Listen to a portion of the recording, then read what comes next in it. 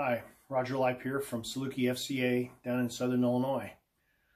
Here in the middle of the COVID-19 storm as it's happening around the world and as we've encountered it here in the USA, lots of people are just upset. Everything is upside down. Things are kind of topsy-turvy and lots of uncertainty as to what's going to happen day to day. That's certainly the case in the sporting community. People don't know when they're going to return to training, if they're going to return, when it's going to be. Do the seasons get to start or do they get to finish? Everything's kind of in an uproar. To try to gain perspective on this, I'd like to have us think about watching Moses deal with all the uncertainty in his world as he wrote in Psalm 90. The only of all the Psalms that is written by Moses is Psalm 90.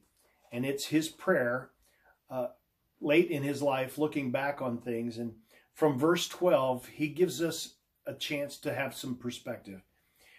There he says, "So teach us to number our days that we may present to you a heart of wisdom." Let's understand the brevity of life, that each day is precious. If we lived in Italy today, we'd be burying a lot of our friends and our neighbors, a lot of family. It's certainly the case in China. There's a rising death toll here, even in the States. Let's understand the brevity of life and use it to give a heart of wisdom, to have a heart of wisdom toward the Lord and to how we approach life. Verse 13, he says, "Do return, O Lord. How long will it be? And be sorry for your servants." He's kind of worn out. He's buried his brother and his wife and much of his family, his father-in-law Jethro. All these people, a whole generation is dying in the wilderness. And he's saying, "Lord, this is hard." Look at verse 14. "Satisfy us in the morning with loving kindness, that we may sing for joy and be glad all our days." He's really hoping there's manna again tomorrow morning. He's looking just for daily sustenance. Talking with people today, can we get through today and get to tomorrow? We'll be happy with that. Oh Lord, please help us do that. Verse 15, he says, "Make us glad according to the days you've afflicted us and the years we've seen evil." He's saying, can we just even up the score? We've had a whole bunch of these bad days in a row. Can we get some good days and get us back to 500? He's a little tired. He's a little worn out with this thing. And we're on the early days of one. Imagine 40 years of that. That's what he was experiencing. Verse 16, he says, "Let your work appear to your servants and your majesty to their children." As leaders, as we lead people, men and women in sport, we really want to see what the Lord's doing so that we can be a part of it. Can we assist, be a part of what the Lord's doing in their lives? I want to see the Lord's work appear to me.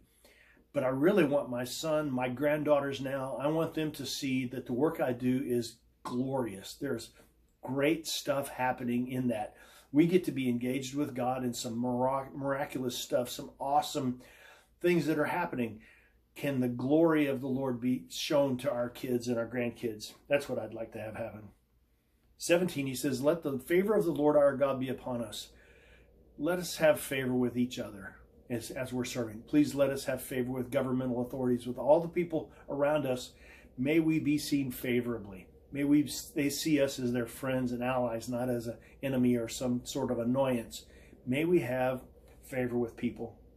And lastly, he says, "Confirm for us the work of our hands and establish the work of our hands." The one thing out of all the psalm that he prays twice is that his work would be confirmed or established. I'd like for that to be the case with us as we serve men and women in sport. In the middle of this crisis, in the middle of all the chaos going on, I pray that our work would be established in their hearts, that the work we do is solid, it lasts a long time, that the investments we make in people's lives right now pay dividends for a long, long time. Better than making widgets that wear out and get thrown away, we're trying to invest in people. May the Lord establish our work in the middle of all this chaos, just as he would any other day. And shortly, we'll see on the other end of this that our work is even more greatly appreciated. Press on, do well, love the people, and we'll be great on the other end of this. Thanks.